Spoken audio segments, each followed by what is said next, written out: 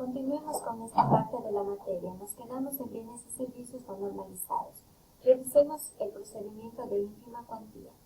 Lo ubicaremos en la Ley Orgánica del Sistema Nacional de Contratación Pública en el artículo 52.1, numeral 1.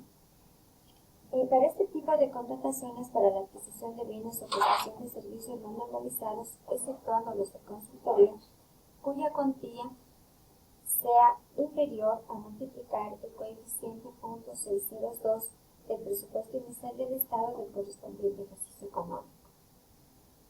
Menor cuantía dentro de bienes y servicios no normalizados lo vamos a ubicar en la ley en el artículo 51, numeral 1.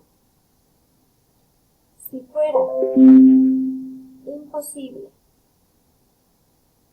aplicar procedimientos dinámicos previstos en el capítulo 2 de la ley, en el caso de ser aplicados, en el caso de no poder aplicarse dichos procedimientos y estos hubieran sido declarados desierto, siempre que el presupuesto referencial oscile entre la multiplicación del coeficiente .502 y .4015 del presupuesto inicial del correspondiente ejercicio económico.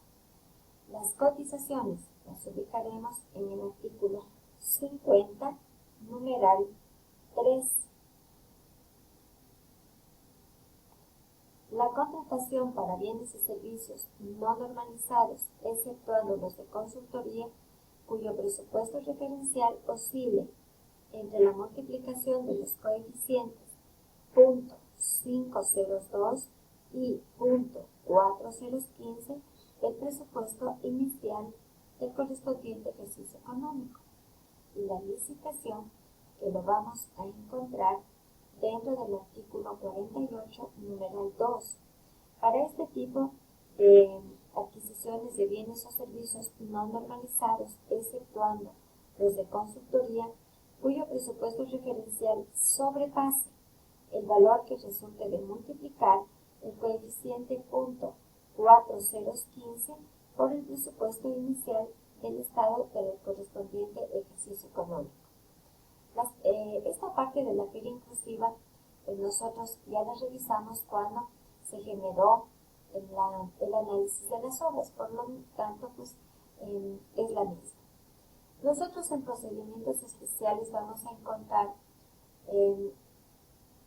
contratación integral por precio fijo, situaciones de emergencia, adquisición de bienes, arrendamiento de bienes. La contratación integral por precio fijo la vamos a ubicar dentro del artículo 53. Para celebrar contratos de obra podrá acordarse mediante resolución razonada de la máxima autoridad de la entidad la celebración de contratos integrales por precio fijo cuando se cumplan de forma conjunta los siguientes requisitos. Primero, si del análisis previo a la resolución de la máxima autoridad resulte más ventajosa esta modalidad con respecto a la contratación por precios unitarios. 2. Si se tratare de la ejecución de proyectos de infraestructura en los que fuese evidente el beneficio de consolidar en un solo contratista todos los servicios de provisión de equipo, construcción y puesta en operación.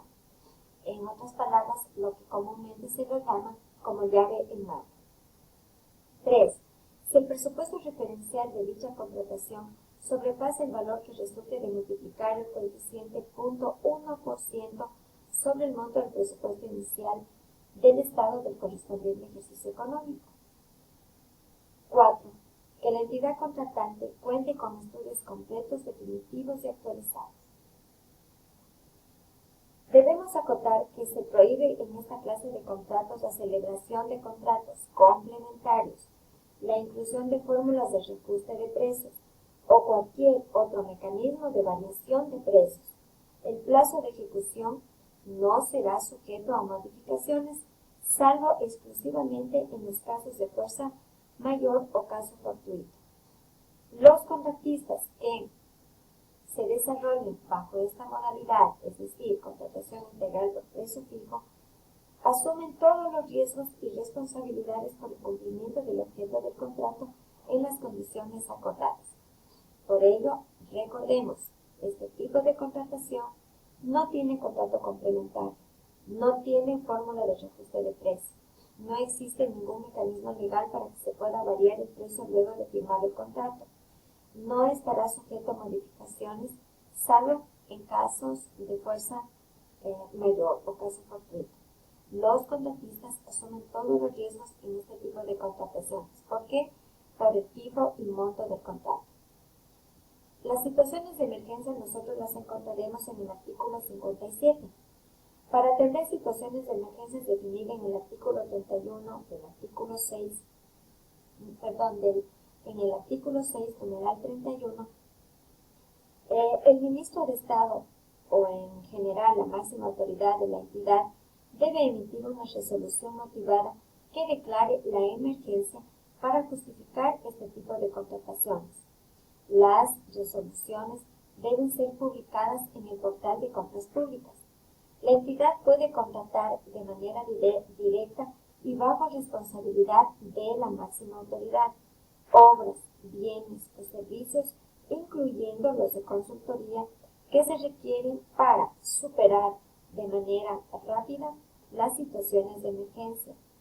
Podrá inclusive contratarse con empresas extranjeras sin requerir los requisitos previos de domicilio ni de presentación de garantías, los cuales deben ser cumplidos una vez que se haya suscrito el contrato respectivo. En todos los casos, una vez superada la situación de emergencia, la máxima autoridad de la entidad contratante publicará en el portal de compras públicas un informe detallado de todas las contrataciones que se hayan ejecutado y del presupuesto que se ocupó para esta actividad, las indicaciones de los resultados obtenidos y obviamente pues ya los objetivos finales que se han llegado a cumplir. La adquisición de bienes nosotros la encontraremos a partir del artículo 58. Cuando la máxima autoridad de la institución haya resuelto adquirir un determinado bien inmueble necesario para satisfacer necesidades públicas, se procederá primero con la declaratoria de utilidad pública o de interés social, de acuerdo con lo que dispone la ley. Perfeccionada la declaratoria de utilidad pública, se buscará un acuerdo directo entre las partes, hasta por el lapso de 90 días, sin perjuicio de la ocupación inmediata del bien. Para este acuerdo, el precio se fijará tanto para bienes ubicados en el sector urbano como para el sector rural, en función del avalúo que realice la Dirección Nacional de Avalúos y Catastros de la municipalidad en el que se encuentre dicho bien, que considerará los precios comerciales actualizados de la zona. El precio que se convenga no podrá exceder del 10% sobre dicho avalúo. Se puede impugnar el precio, mas no el acto administrativo en vía administrativa. El acuerdo y la correspondiente transferencia de dominio se formalizarán en la respectiva escritura pública que se inscribirá en el registro de la propiedad. Finalmente vamos a observar el arrendamiento de bienes. Esto ustedes lo pueden ubicar en el artículo 59 y aquí nos determina que los contratos de arrendamiento, tanto para el caso en el que el Estado o una institución pública tenga la calidad de arrendadora o de arrendataria, se sujetará a las normas previstas en el reglamento de esta ley. Pero también tenemos que nosotros revisar la ley de inquilinato que se aplica dentro de este procedimiento. La contratación de seguros nosotros lo vamos a revisar dentro del artículo 107 y la disposición general quinta del mismo apartado. Revisemos los trámites de régimen especial. Esto nosotros lo vamos a ubicar dentro del artículo 2. Se someterá a la normativa específica que para el efecto dicte el presidente de la República en el Reglamento General a la ley, bajo criterios de selectividad, procedimientos precontractuales de las siguientes contrataciones. Adquisición de fármacos, que se celebren que celebren las entidades que presten servicios de salud, incluyendo al IES. Las calificadas por el presidente de la República como necesarias para la seguridad interna y externa del Estado y cuya ejecución esté a cargo de las Fuerzas Armadas o de la Policía Nacional. Aquellas cuyo objeto sea la ejecución de actividades de comunicación social destinadas a información de las acciones del Gobierno Nacional o de las entidades contratantes. Las que tengan por objeto la prestación de servicios de asesoría o patrocinio en materia jurídica requeridas por el Gobierno Nacional o las entidades contratantes. Aquellos cuyo objeto sea la ejecución de una obra artística, científica o literaria. La adquisición de repuestos o accesorios que se requieran para el mantenimiento de equipos y maquinarias a cargo de entidades contratantes, siempre que los mismos no se encuentren dentro del catálogo electrónico. Las de transporte de correo internacional y los de transporte interno de correo, que se regirán por los convenios internacionales o las disposiciones legales y reglamentarias dictadas para el efecto según corresponda. Los que celebre el Estado con entidades del sector público entre sí o aquellas con empresas públicas o empresas cuyo capital suscrito pertenezca por lo menos en el 50% a entidades de derecho público o sus subsidiarias y entre empresas entre sí. También los contratos que celebren las entidades del sector público o empresas públicas o empresas cuyo capital suscrito pertenezca por lo menos al 50% a la parte pública o sus subsidiarias. Y obviamente aquellas en las que tenga un proveedor único.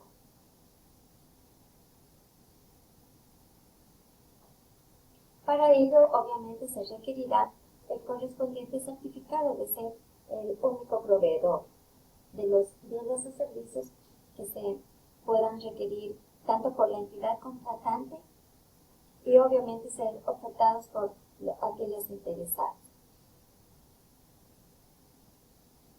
Les agradezco su atención y les recuerdo, por favor, generar estos mapas conceptuales, puesto que nos ayudan mucho para el estudio y el desarrollo de la materia. Que tengan una muy buena tarde.